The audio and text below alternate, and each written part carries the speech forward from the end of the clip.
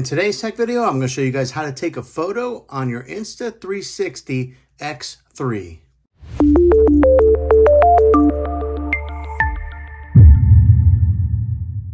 Okay, this is how you do this. We'll go ahead and power it on the side here. We'll turn on the power button. Okay, and once it powers on here, you'll see at the very bottom, there are three options. There's like a video icon that shows the frame rate, and then to flip the camera around. What you want to do is click on the bottom left, that video icon, and you'll notice that I have it on video. Once I tap on it, it has the different options here, and it's just a matter of swiping over. Ooh, you got to be kind of quick on it because it'll go back to the regular screen, but you swipe over and right there is photo.